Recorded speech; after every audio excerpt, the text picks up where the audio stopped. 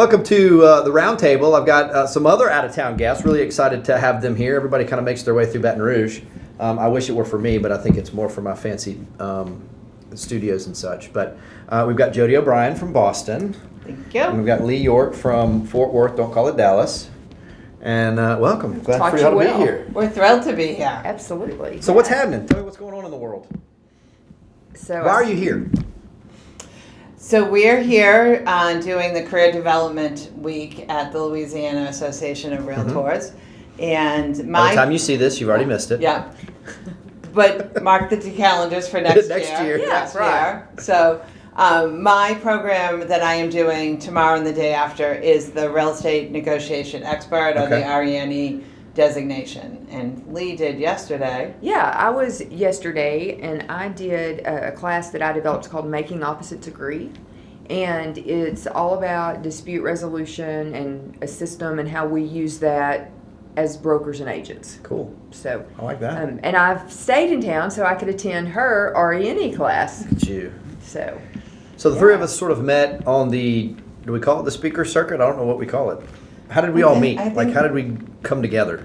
just road warriors that bumped into each other somewhere. Yeah. I think we probably all could trace it back maybe to some commonality of something, but someone was a friend of someone else's. Sure. Someone else's. So when you go to conferences and conventions, there's an underbelly to it where there's speakers that kind of speak among and they see each other on the road and that sort of thing. So that's kind of how we all became acquainted, I guess. Yeah. But it's good to have you in Baton Rouge. I'm really excited that you're here. I'm thrilled that you finally invited me. And I'm thrilled to be back because it's like my cousin's That's right. here, same region.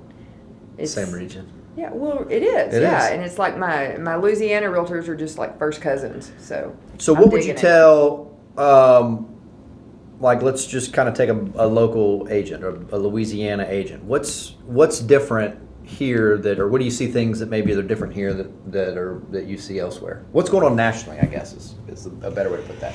Yeah, because I would almost say when people respond to me in a class, it's different here, that it isn't often different most in of the time, most yeah. places. That there's a sort of a bigger commonality to real estate than there are some nuances or law changes or those differences. So I think really one of the biggest things that is going on nationally right now is a market that has been sustainably good for a while that may be changing, and everyone's getting a little bit of an unsettled feeling of, is it changing? But at the same token, I think one of the biggest advantages people had taken during the really good market was to get back in the classroom. Yeah.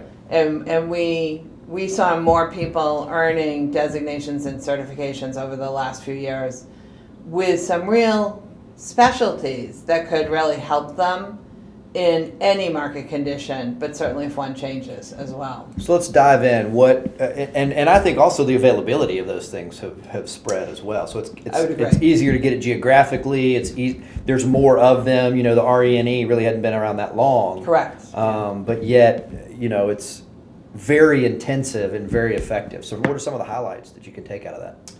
So I think a couple of really big messages that come out of that is, number one, the art of negotiation, and that I always call it a muscle that you have to exercise to keep tone. And I think although we can say as realtors we negotiate more than potentially our average consumer does, we're still not always as good at it. Mm-hmm. We often take a very easy unsatisfactory result off of it, as well as sometimes a very competitive result. Right. And so learning that art of negotiation allows you to practice it. And the other big takeaway is learning how to create a win-win, which is maybe an overused saying from some respects in negotiation, but I think that creates a satisfaction for the consumer, which creates a great result for everyone involved.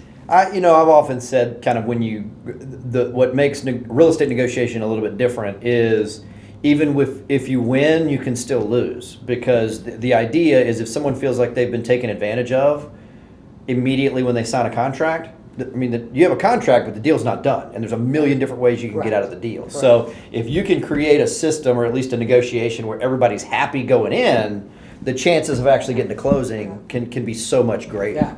So you're almost looking for the win-win. And and skilled folks, even if I clean your clock, I want you to be happy about it, right? Correct. Right, yeah. I think that one thing that's unique potentially to the real estate industry, is I always like to tell them, is if that consumer ends up unhappy with something that went on, that's the consumer that ends up, as I like to call it, in Judge Judy's courtroom. Sure. That happy buyers and sellers don't get into lawsuits. Yeah. Unhappy buyers and sellers get into Sure. lawsuits, and that often starts with poor negotiation. That's an excellent point. So that kind of leads to dispute resolution, right? Right, I mean, that can, to some degree, be a large part of the negotiation. So what's the key piece from a dispute resolution standpoint? Well, a lot of it's the same thing. It's that win-win. I think, they don't feel successful or like they... What are some of the main disputes that we see? Oh, okay, so back that up. Yeah, you're wanting me to tell stories. No, just right. Generalities. Well, I mean, we're always going to have those things where buyers and sellers are fighting over some kind of, personal property. Sure. Something like that. Often, it's not a dispute between the buyer and seller, but a dispute between your two buyers, getting them on the same page, or a broker that has to deal with an agent and their client having a dispute.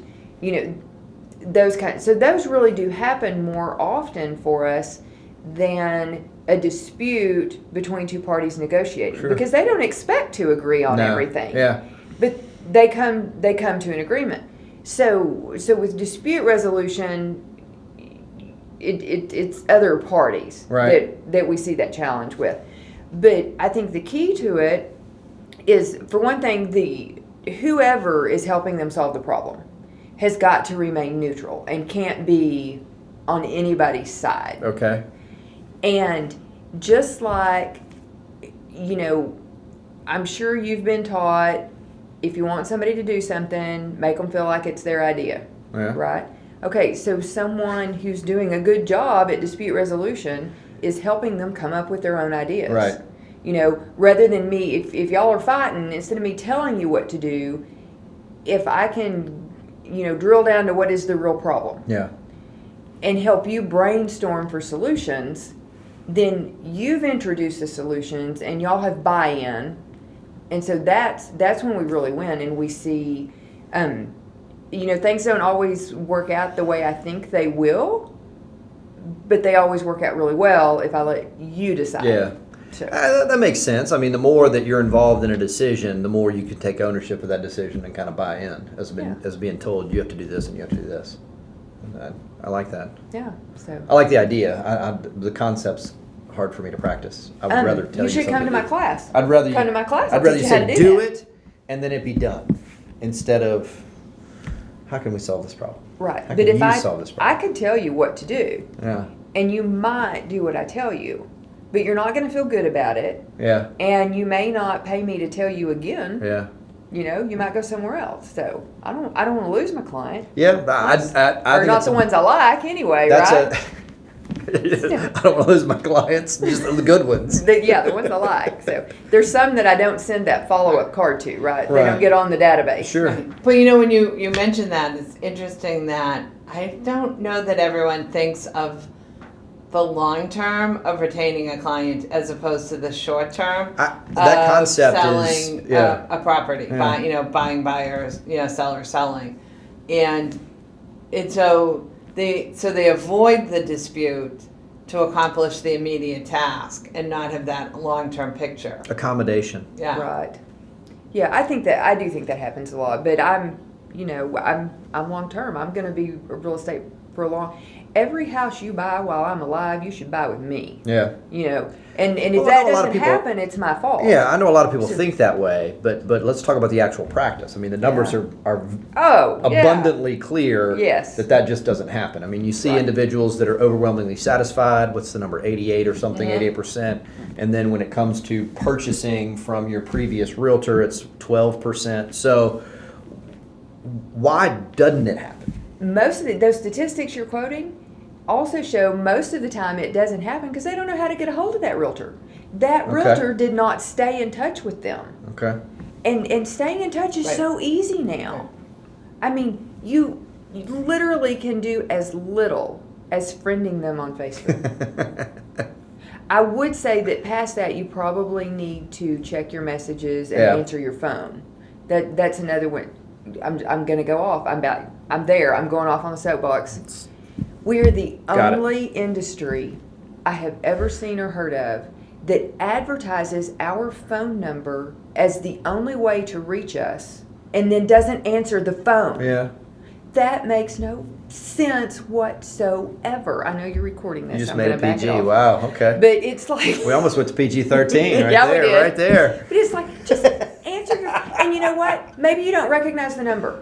Maybe, like my husband's guilty of this. He like sees a number and it's Seattle, and he goes, every call from Seattle is a telemarketer, so he will not answer a call from Seattle. I answer every call from Seattle because I'm thinking even a telemarketer needs a home. Yeah. You know, it could be Yeah. someone from Yeah. Seattle who needs me. Yeah. And if it's not, I can hang up. Answer your phone. You know, the interesting part about that statistic that you quoted in that they put their own number out there, yet the survey also, you know, the studies also show us that a consumer actually remembers the company 5 times longer than the individual. Really? So when there's Sure. no contact made. Okay, So, yeah. Yeah. So Brent, you sell a house tomorrow, you never touch base with them. They'll remember your name for about a year. They'll remember your company's name for about 5 years. Okay. And when you actually say that to agents, they've experienced that. Yeah. Because they've experienced someone calling and saying, you know, hi Leigh, you sold me, you know, my house, and she's going, I don't know who you are because you sold it. Yeah. But they don't. But they remember like the associate bigger the company. picture. Yeah. And the problem is when you're sitting beside her still. Yeah, sure. that becomes the real problem. So I put my own number out there, which has no one personally answering it, no one giving out any type of contact information, no one there, and I'm not answering it, and yet they remember my company, which has other services provided in Right. there. So if I mean I should recognize that myself and my company are branded together, and if you don't care for the brand, then Get a new brand. get a new brand, you know, but don't ignore that basic fundamental concept that the consumer reacts to. So, why? Here's the frustration is, and I don't know if there's an answer to this, but I surely hope that one of you has it. Why doesn't it happen?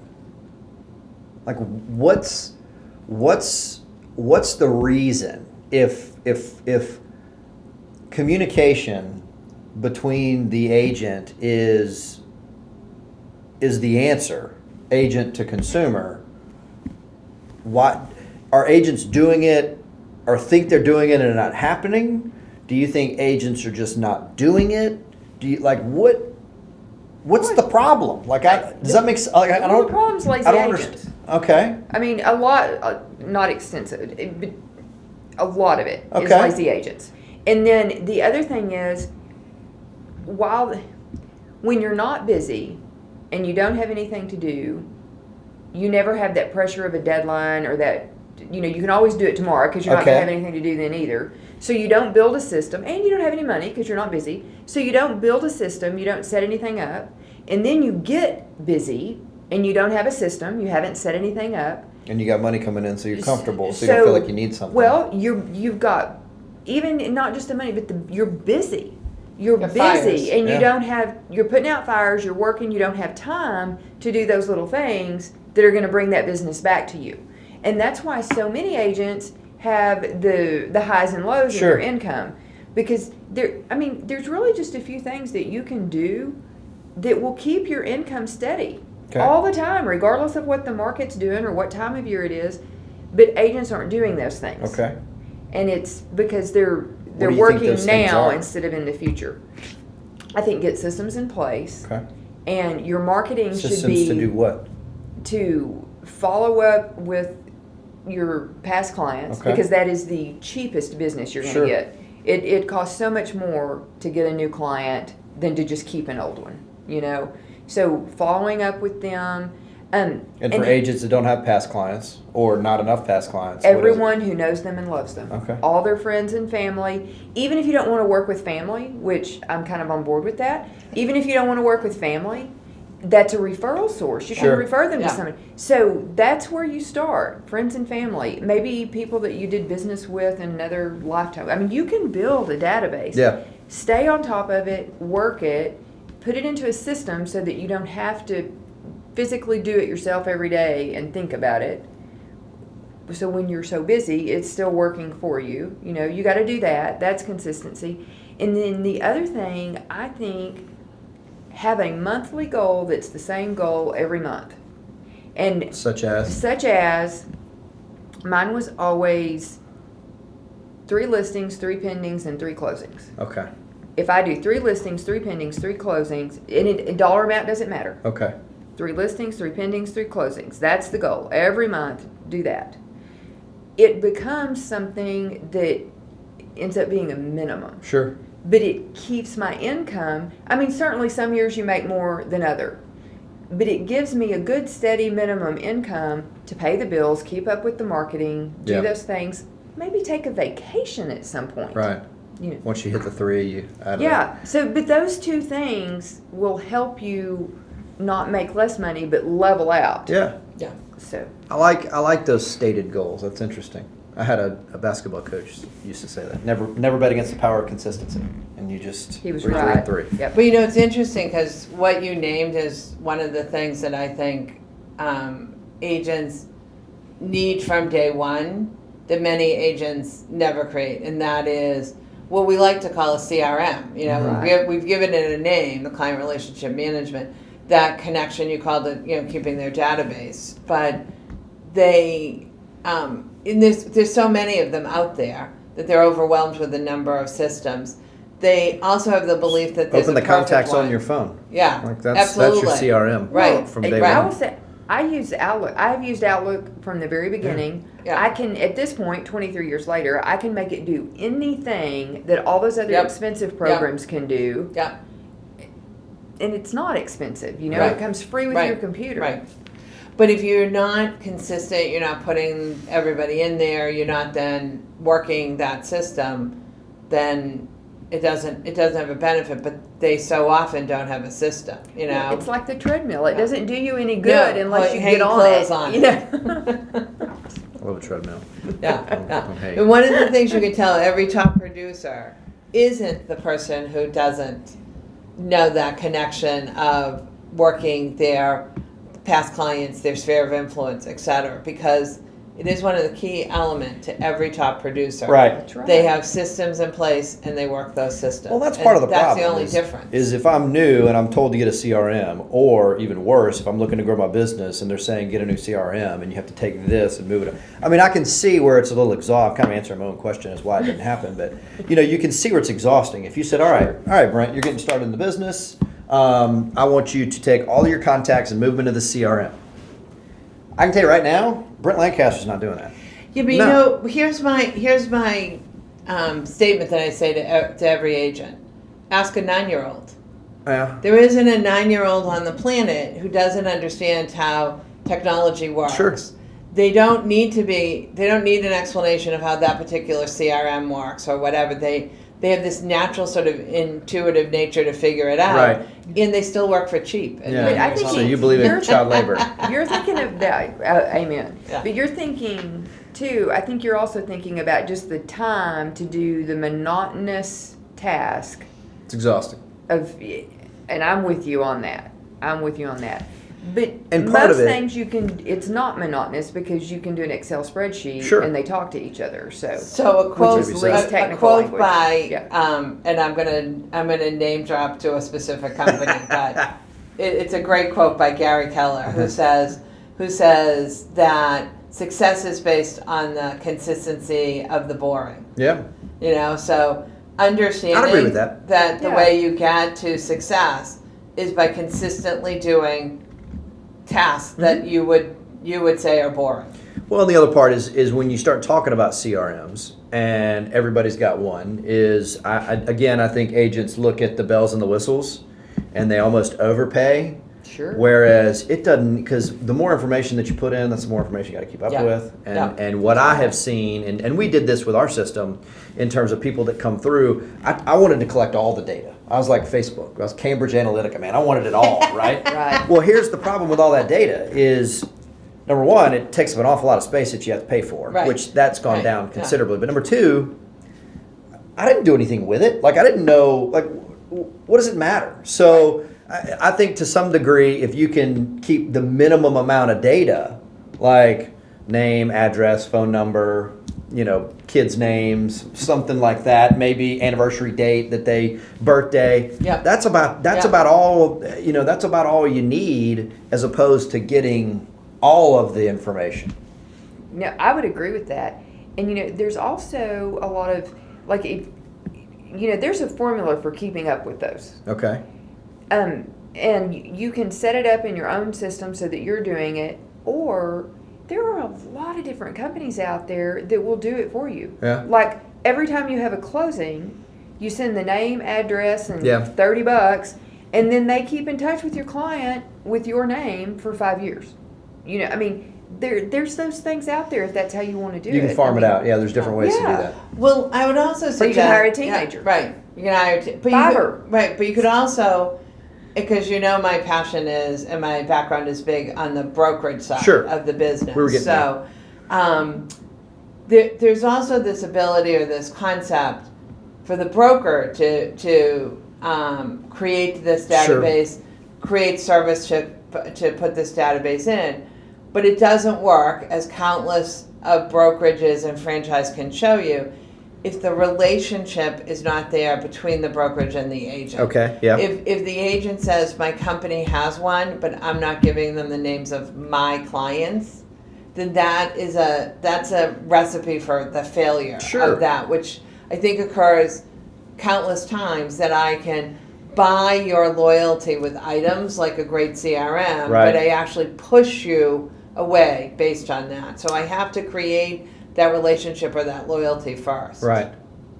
All right, well, how's that done, Miss Brokerage Lady? Well, I think that really is in twofold. Okay. I think that number one is that I have to be of service to you, which I call education. Right. Right. I think my service to you all comes under the form of somehow educating you, whether that's coaching, mentoring, classroom, online, helping, giving you always the tools that make you a success in the business.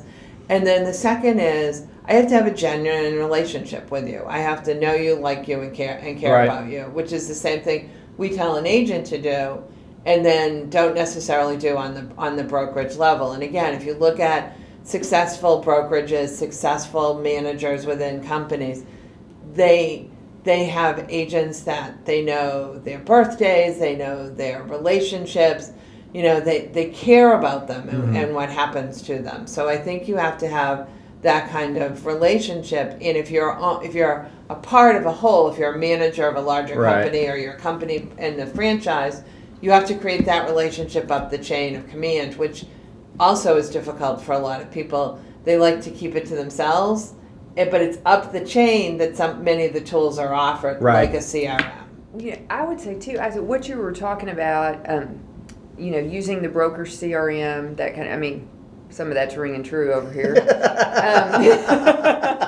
And by the way, love my broker. Yeah. But I think a lot of it is generational, because Brent's with me. Gen X, we don't trust anybody, and I'm not giving you anything. Yeah. I don't care who you are, how much Yeah. I love you. But I do see millennials are a whole lot more open Yeah. Yeah. to letting those things, and they're not wrong. They're not wrong. Yeah. They get it. Yeah.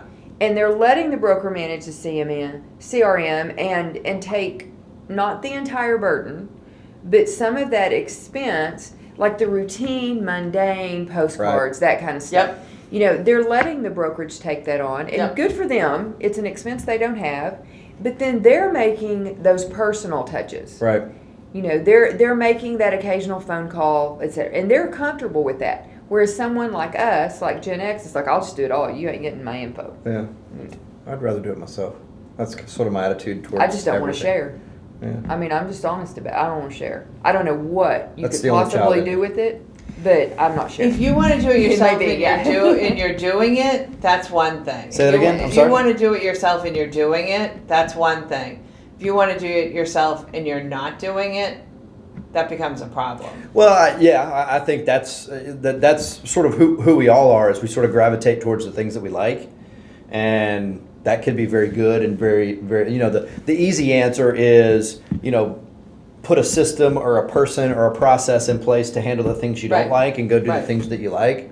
The downside to that, and our fourth musketeer Evan talks about this a lot, is sometimes the things that you like you're going to focus on and you spend too much time doing that, where the things that you like sometimes don't make you money. Yeah, like research. So you inside joke. Sorry.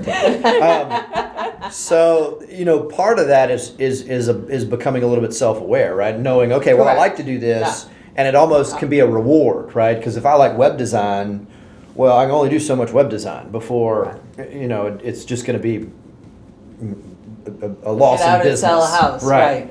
So I think it's an interesting balance, and certainly, you know, I always look at things that I don't like to do, and I'm like, all right, who can we get to do that? Because I don't do it. Some of the things that I have to do that I don't like doing, but it's a function of me progressing, right? That you do, but you know, a lot of it, I don't know. I think. I don't know the best way to put this, but a lot of it is truly trying to find that balance of like versus don't like, but it all kind of boils down to consistency. You know, it's interesting though when you say that those are really fundamental business philosophies. So whether I'm starting out as an agent, I'm starting out as a brokerage, or I'm starting out as any business, you know, I start out typically with a solopreneur potentially, or Right. a couple of people, and we do it all, and then we figure out what we like, and we kind of and grow the business.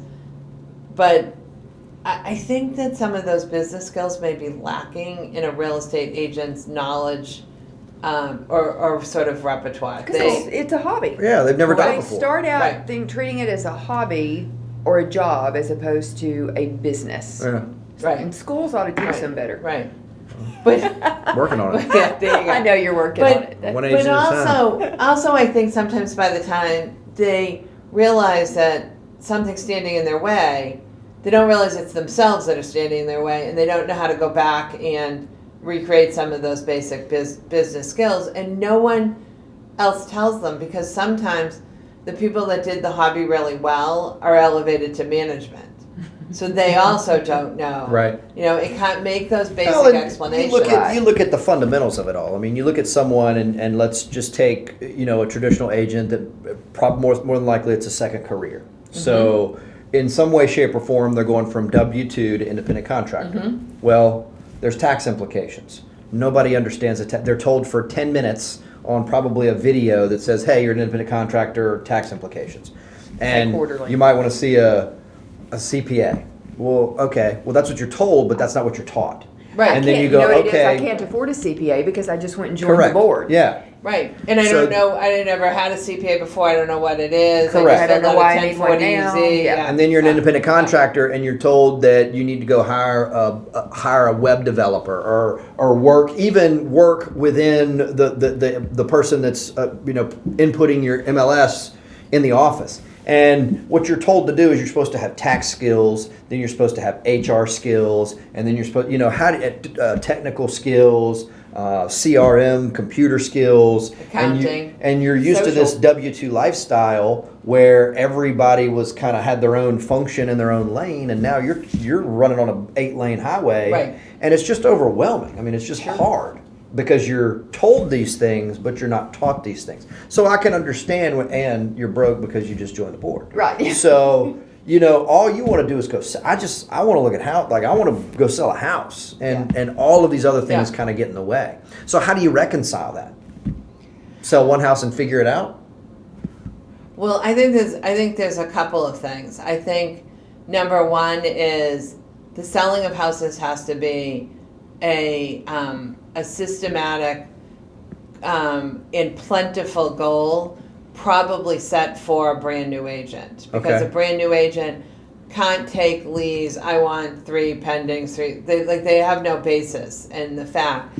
But when you set their goal, you also have to set their goal that establishes their business. It has to be their. It has to be So their you're talking venture as a broker capital. now? Yeah. Okay. Now it has to be their income that's going to support this business. So you can't say to an agent, it will be 12 to 18 months before you sell a house, which is consistently said out there in our field, right? So I go 12 to 18 months without interacting with any of these things. I'm probably never setting these systems up. I mean, one of the surveys I'd love to see them do is I'd love to see how many agents leave this field based on unpaid taxes that they can't catch up with, right? So you're saying the 12 to 18 months is a self-fulfilling prophecy in the sense that, Yeah. So you have to set this goal that says, you're going to sell 12 houses in 12 months. You're going to have to set this consistent goal for them. And then secondly, I think you really have to have in place some basic fundamental business education. You need to be the Small Business Association. And that's probably beyond your skill set. But there is the Small Business Association to go to. There is the insurance. There is the accountant. There are all these And those experts people would that love to get into your office in front of your agent. Absolutely. To in essence teach these courses. And if you bring a couple of experienced agents along for the ride, isn't that just a bonus of how you set up this lifestyle as a business instead of a lifestyle? But the brokerage model has changed, and it is exceptionally agent-centric. And as much as I love to hear that, and believe me, business sense is my jam. That's my lane, all right? But the problem, and part of the problem why it's not in schools in many cases, is it's not sexy. Because if I'm an agent, I don't give two professional standards. I know exactly what you're talking about. Yeah. I want a broker that's going to generate leads. I want a broker that's going to bring me business. I want a broker. So and pay me 100%. Again, how would a broker go? And from an agent standpoint, in any event, that's when agents call me about brokerages. That's what I tell them. 100% of zero is zero. So, you got to worry about the production side of it as well. Right. So how does I understand that's an important piece, but if I'm a broker trying to bring in new agents, I got to have a little bit more than that, right? Well, I would disagree with you that that's a new concept. Okay. Because so this will be my 30th year in real estate, and I think that concept has always existed. That people come into you called, and I would agree with you, the traditional system of where I oversee and manage and deliver all these tools to you, to a sundry other business models. So business models that pay higher percentage, that have less to offer or nothing to offer, to really what we have is complete hands-off business model. And I would maintain we've always had that as well. I agree. That we always have had that. The issue is who comes out successful in the long run. So who comes out as a business model or a strategy that truly proves sort of the long-term success? And does an agent have the ability to weigh those options and to really look at and understand them? I think, unfortunately, no one also gives them the skills to interview the brokerages while they're selecting that brokerage and what the difference is. And so they often use that, that sort of what they think is the tried and true. How much of my income am I going to keep? What's that percentage of the commission rate that I'm going to keep? Yet they don't look at what they're not getting, what they what they're not being provided, what they're not being taught. They don't know what they don't know. Correct. Yeah, Correct. That's exactly it. So whose responsibility is that then? I think it's a number of people's responsibility. I think it starts with some of our foundational education, which is our pre-licensing, and making people understand. And that may not be within the realm of whatever your sundry hours are within your state, right? That may be, and on Saturday we're running an additional class if anyone would like to take it, or additional program that tells you how to choose a broker. How to choose a broker, what's the basics of a business, etc. I think there's also independent providers that have to go out there that have no affiliation with a brokerage. So, I mean, that would be someone like me. I don't have an affiliation with a brokerage. I don't have an affiliation with a company or an association of realtors or any of those things. And I think that we owe the community of licensees of realtors the value of our experience and what those tools are, without any tie to any reward system, recruiting system, any of those aspects. Because I don't know that I would want to. I would want that burden of these are your business model choices. Like, I don't know that I want. I don't know that I want to do that. Those business models change all the time too. Yeah. But you did kind of lead into something that I've been mulling over. Okay. And so we've always seen change in the industry, but admittedly, we're seeing a lot more and varied business models, like brokerage business models now. And, there are certainly plenty of people who go, oh my gosh, the sky is falling. And my thought is, I mean, this is a good wake-up call for us, because I think as an industry, not individually certainly, but as an industry, we have not been paying attention to specifically what the consumer wants. We've been doing business our way and the way it works for us, and not responding to the consumer's needs and desires, for lack of a better word, And so now the consumers are getting more savvy, and they're saying, well, this is what we want. And so there are brokerage models out there, new brokerage models out there, that are addressing some of that. And so I think the agents are going to do what they've always done. The good ones are going to adapt, and they're going to make it work, and their business models will adjust. They'll know how to show their value. I mean, all of those great things are going to happen. I think where we're going to have a real challenge is the brokers. Because as a broker, I've got a handful of those top agents that are always going to be successful, and they're going to adapt, and I can adapt with them or I can lose them.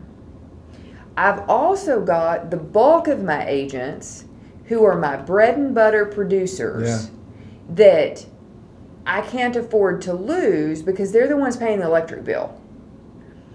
They don't want me adapting and changing. So as a broker, how am I mean, this is a tipping point. Yeah. How is the broker going to deal with that? Because, I think, am I making my question clear? Yeah. You get what I'm saying? Yeah. One of those issues, and we have had this discussion in the past, is that bread and butter agent who doesn't want to change is the one that when you come in on Monday has a clean desk and has left you a note, I've gone to the other brokerage business model, because with my three best friends in the adjacent cubicles. Right. Yeah. So because I think that what I didn't take the time to do was to talk about the changes that were going on in the industry, talk about whether they worked for each individual agent and their clients and customers or not.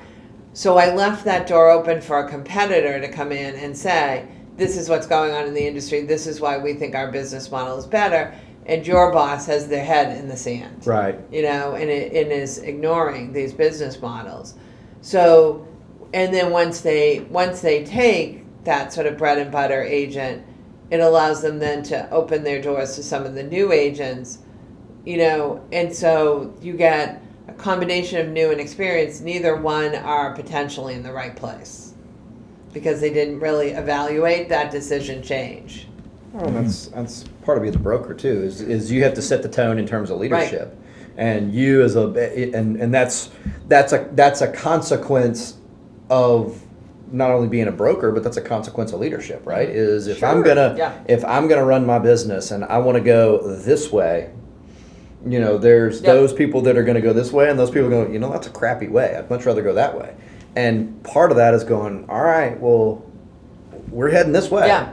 And for those of you that want, I love you, but if you're not going this way, then you can't go into two different directions. Which, what I'm curious to see, and I have no prediction, is because there's models within models. I mean, effectively, that's kind of what you're looking Teams are what at. was the original brokerage. Yeah, sure. And I'm curious to see, I have no sense of this, but companies are getting bigger, but I almost feel like we may head towards a lot of small companies, where this is our model and this is the direction. And it's not franchise related. It's not even business model related. It's almost philosophy related, right? Because now you have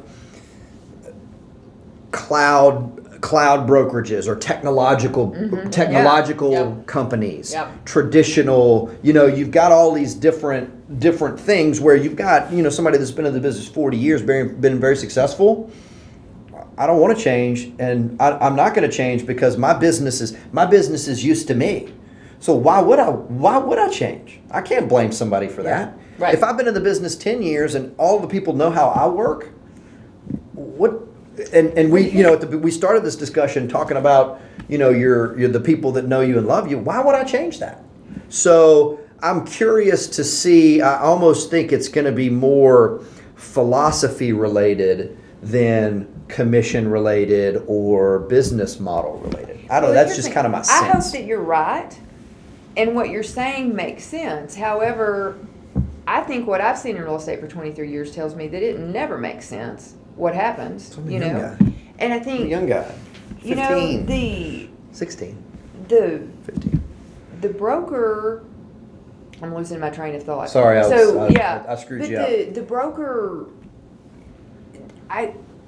Well, the broker's not we just programmed. said the agent isn't trained to run a business, and in many cases, the broker is also not trained to run a business. We know what we would do.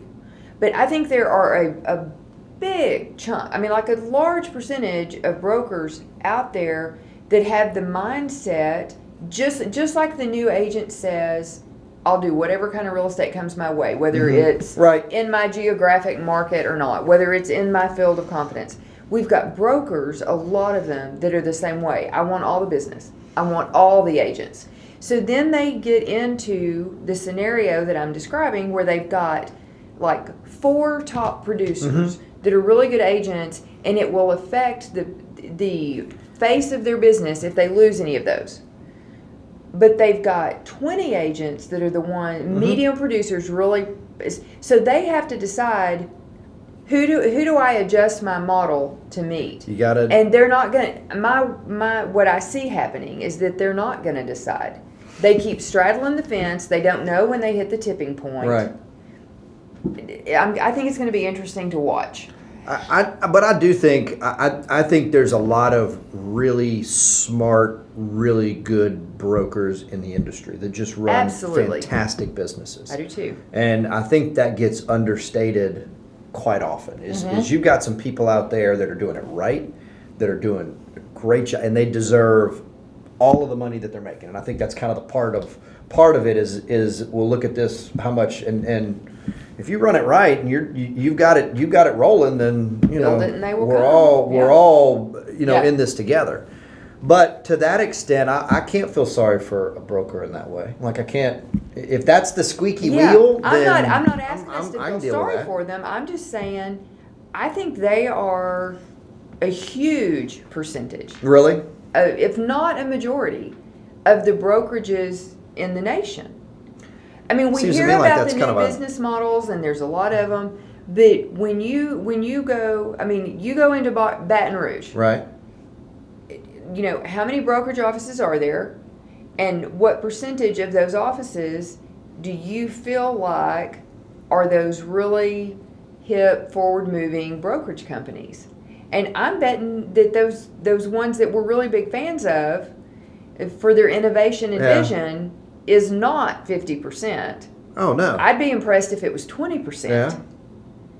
Okay, so But that's 20% of them are doing awesome, and the 80% of them are going to have this challenge. It's going to matter how they handle it. No, I think part of that the 20% that have hip in your words, I think there's an 80% there Hip to that be square. there's a large percentage, and I can speak for the Baton Rouge market, is there's some folks that are very comfortable in their own skin. And this is who I am. Yeah. And if this is my vision, this is our company, and this is who we are, this is what we believe. Awesome. If you believe those things, then you're more than welcome. Yeah. And if you don't, then you're going to struggle here. And I think that's what I see more. It has to me, it has nothing to do with technology or innovation. It has more to do with the foundational approach. It says this is the vision for our company, right? Right. This is the vision that we have, and this is the kind of agent that we're looking for. And I get that, but this is the vision we have. This is who we are. But your market demand, as their market demand changes, Okay. and it will, that broker has to expand their vision, change with the market to take care of their business. Maybe. Will they? Or will they just go out of business? I think you'll have some will and some won't. I mean, partnerships work and sometimes they don't. I mean, sometimes you need company A in the beginning of your career, company B in the middle of your career, company C, because your business is going to Correct. change. Absolutely. And and there's a lot of brokers that get bent out of shape about that. And there's a lot of brokers that sort of understand. Oh, hey, nothing understand rejuvenates business. your business like taking a vacation or Yeah. changing brokers. So, I mean, it just. It's like changing the mortgage Are you rate. gonna- to are get you gonna the cut that industry, out? yeah. no. Okay. No. I think that's all. Nothing is edited here. I'm we don't imagining edit you a with the thing. scissors. No, Yeah. no, Oh nothing's my edited. God! Look what she said. Cutting Yeah. the film. So I find that interesting. And Jody, what I appreciate about you is you do sort of a lot of the brokerage education, and I'll be quite honest, at least in our area, there's just not a whole lot of it, right? It just because the numbers to some degree aren't there, right? So what would you tell brokers? I mean, what if you could sort of give your 2 cents? I think a couple of things to tell them is, number one, that they need education in how they run their business Sure. every bit as much as their agents do. I think number two, that it is out there. They may have to travel a little Most bit do. farther. Yeah. And you're right. They typically have the ability, the resources, or the time to potentially travel. And I think that's also advantageous for them. I think some of the things they need to learn are not things they want to learn sitting across looking at their competitor Right. across the classroom, so that that's out there. And that I think that then creates, just like it does for our agents who get involved in this aspect of our business, it creates a great sphere for brokers. So the brokers, particularly those that are really smaller brokerages, which is actually, and I don't remember the exact number, but when we were rewriting the programs for the CRB, the Certified Real Estate Brokerage Managers designation, it's something in the 80% of our brokerages, according to our member profile, actually are like 4 people. Wow. So that those large companies in all of our marketplace that really stick out are not the majority when you count the whole Right. of our industry. So there's a lot of people out there who don't have any network of someone that does the same job as they do. Right. Who don't. CRB is a good place to start. Yeah, to create that network. And we have created that network at the Real Estate Business Institute. They've created an intranet system and et cetera that allows these brokers to communicate with each other, share ideas, ask questions. And it's a real closed community, unlike some of our things that state they're closed communities that we know aren't necessarily closed. So I think that brokers need to understand there's that aspect that they they, and I equate it to that, that old story of the lumberjack. One is just chopping away, the other one stops, sits down, rests, and sharpens his axe. And we all know that the ultimate success is the one who sharpens their axe. Right. So the broker who really says, how do I deal with these issues that are going on in my marketplace? How do I help my agents deal? Is the one who looks at a broader marketplace to get those answers, in an educational system. So I think, and I don't care how long you've been in the business, how successful you are, I think those are always components. Sure. There's always something new to learn and to investigate in. Well, I can say the same thing. I mean, you look at, and again, in talking to brokers just whether it's across the state or across the country, you look at the ones that I would view as successful, and some of the times I see them at the conferences that we go to, or sometimes, you'll say, oh, I just got back from this retreat or this conference or this particular piece. So it is a situation where I don't know that they promote it, but a lot of them do kind of invest in those things. It's interesting. I was querying an organization to hire me to speak at their conference for brokers, and their comment to me was, most of our audience are agents. We don't get many brokers. And my question back to them is, and why do you think that is? Right? So and do you have support if you don't have broker participation? Do you have the same amount of agent support? Right. But are you offering courses that the broker is only going there to show support and not getting really any valuable information out of there themselves? So we know that we have a couple of states that have actual broker continuing education requirements, not many, but some. Right. But we don't encourage them to participate in a formal or informal event. Sure. To get that information. Final thoughts? I think, you talked about what you would tell brokers, and I was sitting here trying to think of one, nugget that I would give that brand new agent, and I narrowed it down to like 15. Okay, good. 60 seconds. Yeah, No, it's I'm hard. kidding. But I'm thinking, I think the number one thing is it's not about this sale. Okay. Whatever you're doing, it's not about this sale. It's about that person, it's about that consumer. Right. What's best for them, which may or may not be you having this closing. Right. It's always about what's best for the consumer. And what we do is so much bigger than what we realize when we first get our license. It's important what we do, and it's noble. Y'all heard me talk about this before. It's what we do is noble, and I love that about us. But I know that when we first start and get in the business, very few of us understand that. I would also like to throw in that Facebook private groups are not private. She was dropping the names more than I. Yeah. So a certain news organization is in every one of them.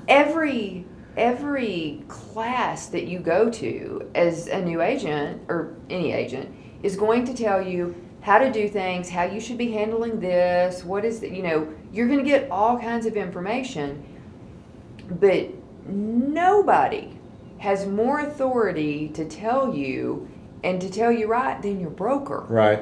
And if you're asking your broker and you're getting answers that you don't trust, you got to do two. You got to look at yourself. Is it you? Right. Right. Is it you? And if it's not you and you don't trust your broker, then get another broker. Yeah. But and worst case scenario, your broker tells you wrong. Right. You do what your broker tells you, and their insurance is covering you. Mm-hmm. Yeah. If you don't do what they tell you because you heard something else in a class, even if that instructor was right, you still screwed up. You got to do what your broker tells you. So ask your broker. But your final thought ties back to a final thought about brokerages, because it's not about recruiting. It's about that relationship with the agents and developing so they do go to you, and you. It's not recruiting; it's relationships. Correct. Ooh, I just created a course title for you. Yeah, that's good. There you go. So, it ties back whether I'm teaching you as an agent to build not sales, it's a relationship, or me in a brokerage or a manager's position. It's not recruiting the numbers, it's the relationship. And without that relationship, not only does the industry suffer, the consumer greatly suffers, Yeah. I believe. Absolutely. Yeah, consumer first all the time. Right. Consumer first. So. Well, that was awesome.